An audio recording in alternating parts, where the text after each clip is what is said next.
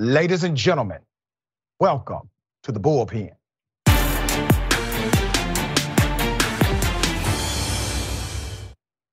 A story that we have covered from day one. Black men harassed, kidnapped, tortured by members of law enforcement. Major updates to that story. We have those gentlemen on the program today, along with their attorney. I want to remind you of what happened. I ought to stand right here, knowing what happened right here. Justice is what it all boiled down to. I'm just like them, whether they're in uniform or not. For 6 months, Eddie Parker has been living in a house of horrors where he says he was brutally beaten by deputies sworn to protect this rural Mississippi community. I crawled here to this spot, and they started beating me here and tasing me. As you can see, blood spots and all. And my blood spots there. On January 24th, Parker and his friend Michael Jenkins say that 6 white Rankin County deputies entered the home and tortured them for nearly 2 hours. A heavily redacted incident report says deputies were investigating, quote, reports of narcotic activity at the house. They said they saw a gun, though there was no proof either man had a weapon. In a federal civil rights lawsuit, the men alleged deputies entered without a warrant, handcuffed them, and subjected them to nearly 2 hours of torture and racist abuse. Jenkins was shot in the mouth during the incident, and Mary Jenkins, Michael's mother, says her son will never be the same. I prayed with him, and I asked Michael, I said, if there's any life in you, Michael, if there's anything in you, please squeeze my hand, please let me know you're still in this body. And he did. Jenkins' injuries make it difficult for him to speak. It hurt. I'm embarrassed. Has anyone from the department ever reached out to you and apologized? Have they ever asked for anything at all? No. The 2 men are suing a half a dozen Rankin County Sheriff's deputies, 3 named and 3 only identified as John Does. Rankin County Sheriff Brian Bailey was also named in the suit, and he said earlier this month deputies involved in the incident were no longer with the department, although he did not confirm the number of deputies or their names. Newest development, 6 officers, all 6, have now pleaded guilty to 16 federal and state charges. The attorney, Mr. Malik Z. Shabazz, attorney at law, real leader, real advocate. We have been covering this since the start. Legal counsel for both Michael Jenkins and Eddie Parker. This was horrific. I want to remind you of that hospital picture we showed you initially. Michael C. Jenkins was in the hospital after he was shot in the mouth by one of the deputies. Jenkins was left for dead. Essentially, his deputies rendered no aid to help him whatsoever. I remember the picture of Mr. Eddie Parker, Terrell's injuries. The crime scene of January 24th, 2023. Again, 6 officers entered the residence of Jenkins and Parker without a warrant, alleging they were there to carry out a late drug raid that resulted in both black men being beaten, sexually assaulted, waterboarded, assailed with racial slurs and shot with tasers for roughly 90 minutes or more, all while handcuffed. Accusations of them dating white women were hurled. Items found at the crime scene: a sexual device on the left, eggs on the right. After officers attempted to sexually assault the men with the sexual device, both men were forced to shower together. Eggs were also hurled at the 2 men. Clarity on the agencies. Some outlets reported it was 5 Rankin County deputies and 1 Richland Police Department officer, while language in the lawsuit doc suggests all 6 officers involved were with the Sheriff's Department. Rankin County Sheriff Brian Bailey on the left, Deputy Hunter Elward center, and Deputy Brett McAlpin right. According to eyewitnesses, the identity of the ranking officers included Deputy McAlpin, Deputy Elward, and another deputy, Christian Dedman, not pictured. Back in late June, Sheriff Bailey said all 5 deputy sheriffs tied to the January 24th episode had been fired or resigned. Richland County Police Chief Nick McClendon, put him up, announced in the early part of July, former officer Joshua Hartfield was, and I quote, implicated in the January 24th incident and has since resigned from the department. Hartfield was reportedly off duty at the time of the incident. Now, there's a lot of information here. We want to make sure that, one, we have the absolute word from those who were victims and from the advocate attorney representing them. Thank you, gentlemen, for being on the program. Wish it was under better conditions, better circumstances, but here we are. How are you today? We're doing fine. In this historic moment, first of all, we want to thank you, Dr. Richey, because you reported this case. You believed in this case. You stood up for the cause of police brutality when people doubted us. And now the hour of vindication has come upon the plea guilty of these 6 criminal white deputies that abused our clients and abused our Black brothers. And so in this hour, I want to say that this is a good hour for us as Black men, and in this hour, because we are standing up and we are getting some justice in this hour. We appreciate that sentiment, but we simply did the right thing, attorney, just like you are. You're doing the right thing. I want to ask a question to Eddie first, to give us, in his own words, what transpired that day. What was said? What's correct on the record? What's incorrect on the record? Okay, I gotta say one thing about this, Dr. Richey. There's a sentencing on August 14th in Rankin County for the state pleas for the deputies. And there's still sentencing ahead for these multitude of federal counts. So, brother, Mr. Eddie and we in the Department of Justice have agreed that he will not recount what happened in the House, but he's more than willing to speak to you about how he feels about what happened, the pain and suffering he's endured, how he feels and his response to the guilty verdicts and all of that. He's willing to talk, but he's not gonna go through a fact by fact of what happened because we're still in the criminal legal proceedings. I respect that, attorney. Eddie, how do you feel now? And what was your sentiment when you heard that these officers pleaded guilty for the crimes alleged?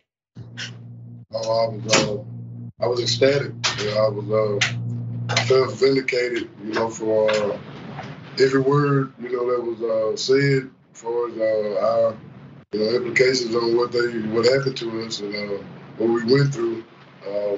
I felt, finally, something was coming out of it. I'm still kind of in shock, It was a battle yesterday, just thinking about, the end, coming to a near, for them being charged, and then, finally, saying, yeah, we did this to these guys, we were wrong. So, there's nowhere they can hide, no other way, other time, they can get away from just sitting back and not, saying anything like, we were just making this up, I felt, I still don't know the feeling that I feel, but I know justice is being, done. Michael, let me ask you this question, because when we saw the photo of you in the hospital, when my team and I received the information about what happened prior and that the officer shot you in the mouth, what was it like after the aftermath of this, the hospital stay, the conversations that needed to happen around why were you placed in this situation?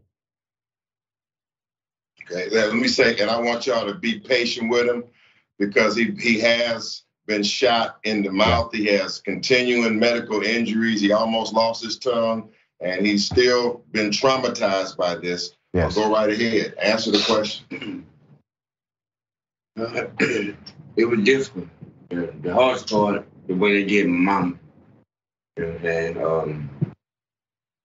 They left me for dead, and then turned around, wouldn't let my parents see me, and then guarded my room 24 hours, and just waking up, seeing them handcuffed to the bed, feet, arms. Man, it was terrible. I mean, it was terrible. I don't know. It was bad.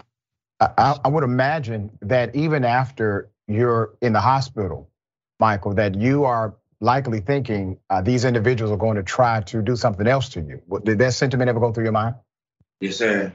When I woke up, and when I first woke up, you know, my mama, she right there, I heard her say, Michael, if you can hear me squeeze my hand, I squeezed her hand, and I was waking up, and I saw her, and she stayed there probably about 5 more minutes, and they were telling her it was time for her to go.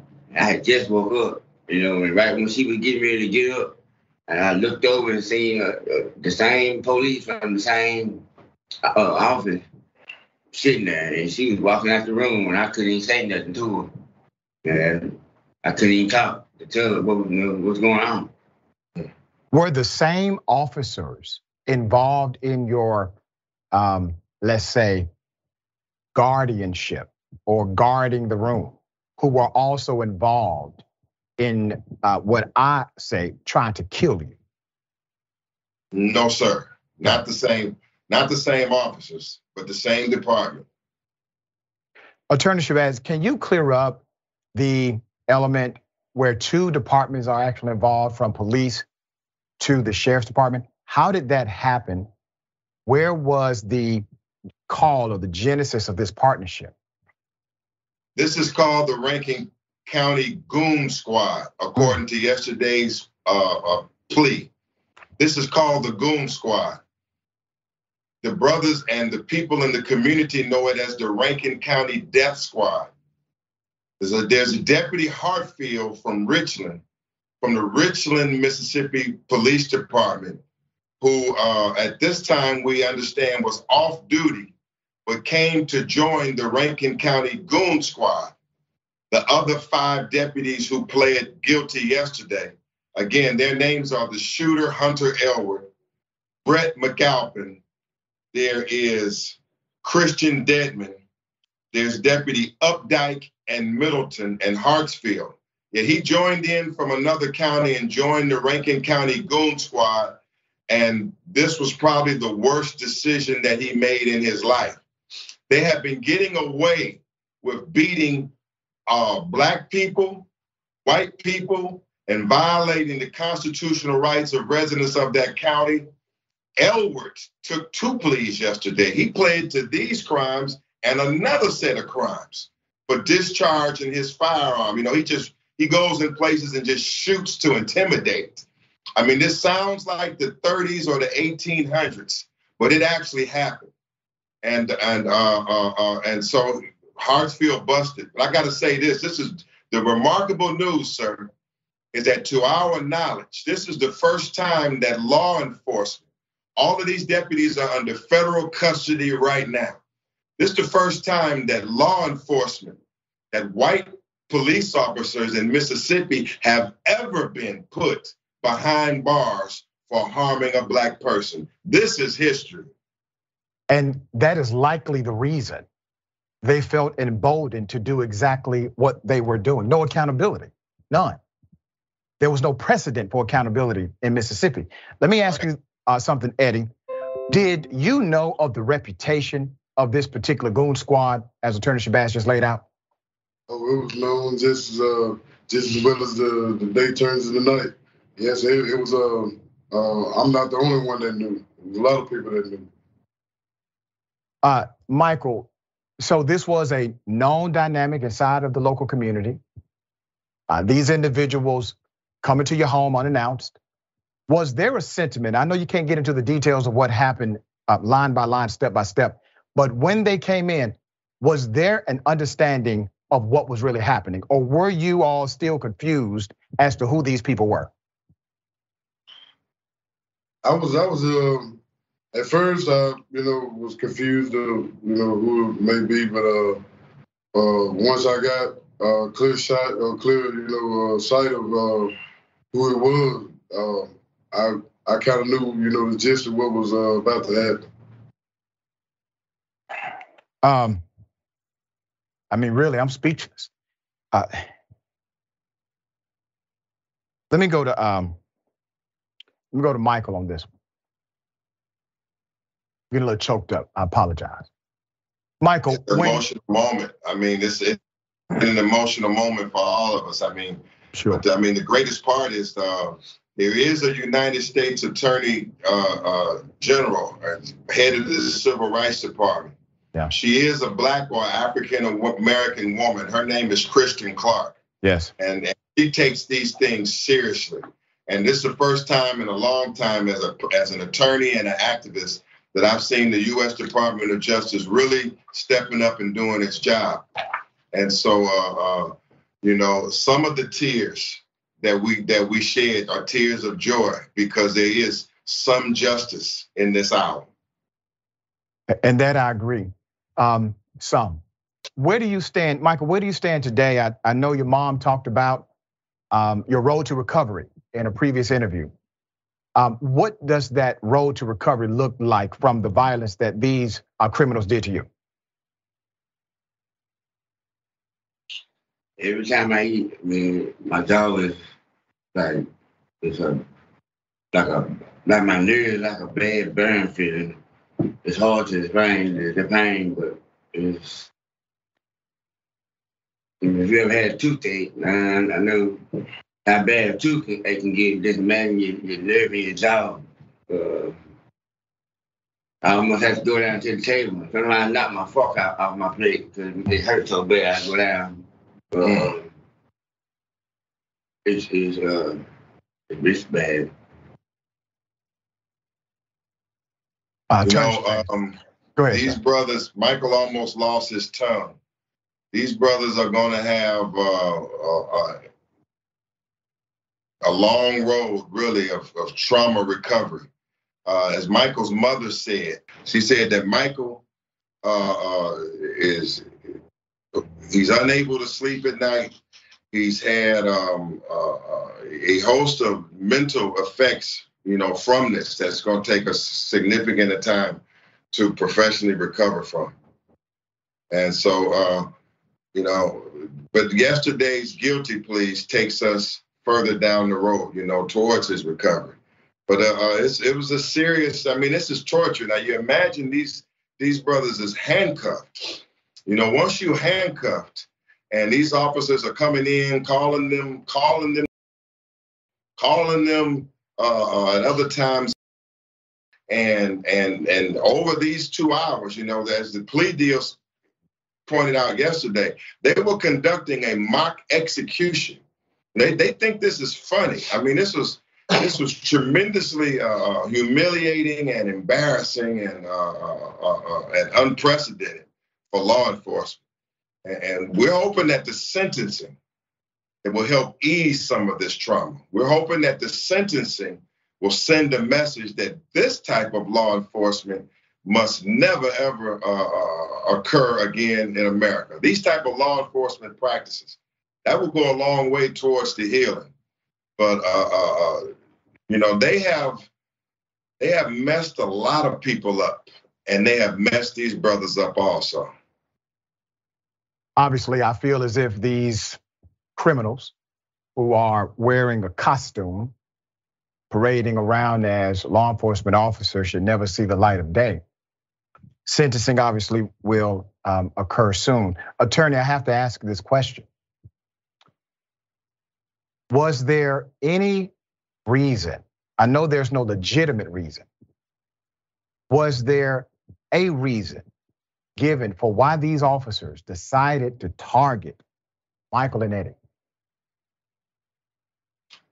Because Sheriff Brian Bailey allows his officers to target people that they don't like, or I don't know whether McAlpin, who lived nearby, was asserting his territory. The general theory that I have is that they didn't want any black men in the area. In this area, they didn't want any black men, and they were like a gang asserting their control. And all of them were emboldened by the sheriff. This is not just 6 rogue officers. This is a sheriff that is, according to our lawsuit, is on the record participating in excessive force activities with his deputies. So this is a custom. This is a pattern of practice. This is a way of doing business. That's one of the reasons why they felt that they could just pick out almost anybody and go after them, because this had been tolerated, this had been promoted, this had never been brought under control by the sheriff and the county. I mean, this is literally a rogue operation from the county to the sheriff's office down to the deputies who entered that home. I mean, obviously they had been doing this many times before. To get to this level, and finally get caught, obviously they had done this over and over again. So they didn't know Michael or Eddie, but they decided that they were going to commit these savage acts of torture, sexual assault, waterboarding, and ultimately shooting Michael Jenkins in the mouth. I mean, it sounds shocking. It sounds crazy. People had a hard time believing us, but I mean, today we are vindicated. It is all true. The worst parts about it are even what happened afterwards. It's so lengthy. The way that, we always talk in the black community. Well, the cop put a gun, the cop planted evidence. They say, oh, he ain't planting no evidence. He didn't plant a gun. Police wouldn't do that. They just think it's a so-called criminal making an excuse. Well, in these guilty pleas is they've admitted to planting attempting to plant a firearm, and that one of the deputies who pleaded guilty carried with him on duty a drop-down gun. In case they had to drop a gun down, he carried it on duty. And also, they stole the video recorder that recorded them coming in, that they admitted that they had stole the video recorder, concealed the evidence. Hunter Elwood went right to the police department, filled out an affidavit, said that Michael Jenkins had a gun and pointed it at him and notarized the statement. Elwood never would have notarized that statement and went right to the police station if he had not had a history of doing that and getting away with it. There's another case that's coming down the pike soon, same county. It's Damian Cameron. The autopsy said that Elwood, the criminal here who just pled guilty, Elwood and another associate of theirs, Luke Stickman, that these deputies who subdued Damian Cameron and he died.